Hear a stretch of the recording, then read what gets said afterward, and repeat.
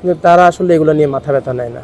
তাদের হিউজ পরিমাণ টাকা পয়সা আছে, তাদের ব্যাকগ্রাউন্ড আছে, ব্যাক সাপোর্টেড আছে। আওয়ামী লীগ থাকাতে তারা অনেক পাওয়ারফুল লোক ছিল। আমার জন্ম হলো 99 সালে, সেক্ষেত্রে আমার 26 বছর হয়ে গেছে আমি জেনেভা ক্যাম্পে থাকি।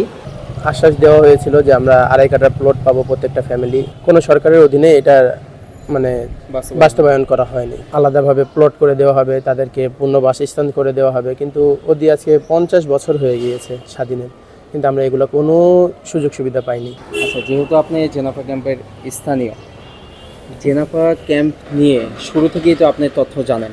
জি জি। এমন কোনো ঘটনা আছে যে আপনার জন্মের পর থেকে এমন কিছু হয়েছে বা কোনো পরিবর্তন হয়েছে যেটা হচ্ছে আপনাদের জন্য উপকৃত হয়েছে? এমন কোনো পরিবর্তন হয় নাই, কোনো সরকারের আমলে এমন কোনো পরিবর্তন হয় নাই। সেটা বিএনপি হোক বা আওয়ামী লীগ হোক বা তত্ত্বাবধায়ক হোক, আমাদের কোনো পরিবর্তন হয়নি। আমরা আগে বস্তির মধ্যে থাকতাম, এখন নিজ নিজ উদ্যোগে আমরা দালান কোঠা করেছি। কেউ দোতলা করেছে, কেউ 3তলা করেছে, কেউ বা 4তলা করেছে, কিন্তু পরিবর্তন হয়নি। আমরা গণবসতির মধ্যে এখনও জীবনযাপন করছি। আমাদের আশ্বাস দেওয়া হয়েছিল যে আমরা 2.5 কাঠা প্লট পাবো প্রত্যেকটা ফ্যামিলি, কিন্তু কোনো সরকারের অধীনে এটা মানে বাস্তবায়ন করা হয়নি।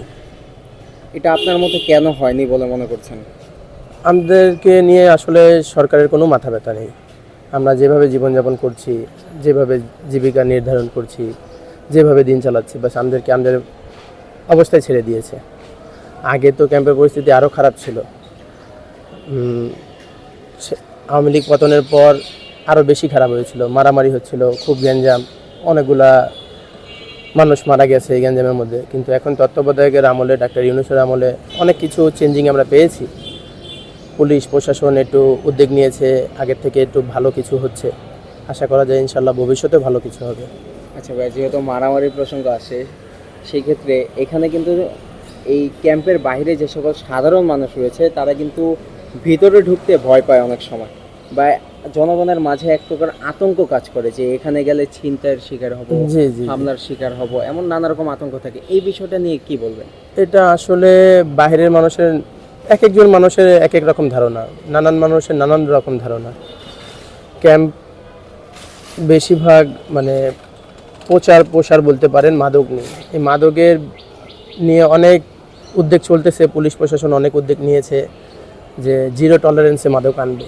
তারা ওদি আনতে পারছে কিনা জানি না, কিন্তু কাজ চালাচ্ছে তারা। আচ্ছা ভাই, আমাদের মিরপুরে তো আরও অনেক ক্যাম্প আছে। জি। এই সব ক্যাম্পের ভিতরে সবচেয়ে ফেমাস একটি ক্যাম্প হচ্ছে জেনেভা ক্যাম্প। Geneva camp. এটা কেন? এটা আসলে মানে বলাটা খুব ডিফিকাল্ট। অনেক কিছু চাইলেও বলতে পারি না, অনেক কিছু মনের ভিতরে আসলেও বলতে পারি না আমরা। এটা আমাদের যে উপরের লেভেলের যারা আমাদের কমিউনিটি আছে, যারা আমাদের মানে বিহারিদের লিডার আছে, তারা অনেক কিছু জানে, তারা চাইলে অনেক কিছু করতে পারে, কিন্তু তারা আসলে এগুলো নিয়ে মাথা ব্যথা নেয় না। তাদের হিউজ পরিমাণ টাকা পয়সা আছে, তাদের ব্যাকগ্রাউন্ড আছে, ব্যাক সাপোর্টেড আছে। আওয়ামী লীগ থাকাতে তারা অনেক পাওয়ারফুল লোক ছিল, বিদায় তারা এত মাথা ব্যথা নেয় না, আর আমরা চাইলেও কিছু করতে পারি না। আচ্ছা ভাই, যেহেতু আপনি অনেক মানে জন্মের পর থেকে এখানে আছেন, যে আমার জন্মই জেনেভা ক্যাম্পে। এই জেনেভা ক্যাম্পের নামটা কিভাবে আসছে? এটা আসলে জেনেভাই কেন, অন্য কোনো নামও তো হতো, এটা কেন? এটা আমি যতটুকু শুনছি, আমি শিওর বলতে পারি না, এটা আমেরিকা থেকে দেওয়া একটা নাম। এটা একটা ক্যাম্প ছিল, আমেরিকার ক্যাম্প, জেনেভা ক্যাম্প। এটা স্বাধীনের পর বিহারিদেরকে বা পাকিস্তানিদেরকে বলেন, তাদেরকে এখানে জায়গা দেওয়া হয়, তাদেরকে আশ্বাস দেওয়া হয়, তাদেরকে ভবিষ্যতে আলাদাভাবে প্লট করে দেওয়া হবে, তাদেরকে পূর্ণ বাসস্থান করে দেওয়া হবে, কিন্তু ওদি আজকে 50 বছর হয়ে গিয়েছে স্বাধীনের, কিন্তু আমরা এগুলো কোনো সুযোগ সুবিধা পাইনি। আচ্ছা, আমাদের জীবনটা দিন দিন আতঙ্কে বেড়ে উঠতেছে। আমাদের ভবিষ্যৎ প্রজন্ম এখানে আমরা দেখতে পারতেছি না। আমাদের মানে সামনে আমরা বিয়ে শাদী করবো, আমাদের বাচ্চা কাচ্চা, তাদের কোনো ভবিষ্যৎ নেই এই জেনেভা ক্যাম্পে। আপনার মতো এই ক্যাম্পে কতজন মানুষের বসতি রয়েছে? প্রায় 50,000 শুধু জেনেভা ক্যাম্পে। শুধু ক্যাম্পে 50,000 লোক জি। বসবাস করছে। আচ্ছা, এই ক্যাম্পে আমরা শুনতে পেরেছি যে গ্যাসের প্রবলেম, তারপর গ্যাস, পানি, কারেন্ট এগুলোর তো প্রবলেম মানে ছিল, আছে, জানি না ভবিষ্যতে থাকবে কিনা বা সমাধান হবে কিনা, কিন্তু এগুলো প্রতিনিয়ত নিউজ হয়, ভিডিও হয়, বা তারা বলে যে আমরা চেষ্টা করব ভিডিওটা জায়গা মতন পৌঁছানোর, আপনাদের যা যা সুযোগ সুবিধা দেওয়া লাগে দেওয়ার, কিন্তু হয় না।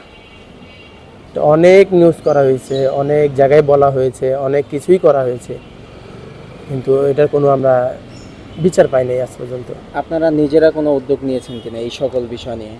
আমরা উদ্যোগ নিব, আমরা তো 2, 4, 5 জন বা 10 জন বা 100 জনের কমিউনিটি না এটা।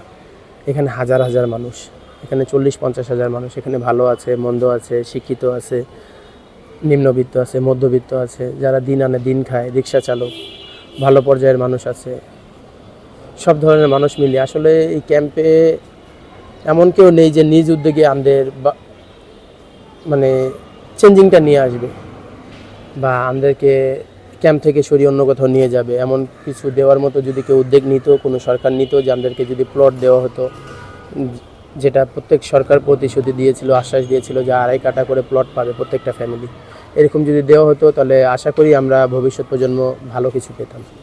আমার জন্ম হলো 99 সালে, ঠিক আছে। সেক্ষেত্রে আমার 26 বছর হয়ে গেছে আমি জেনেভা ক্যাম্পে থাকি।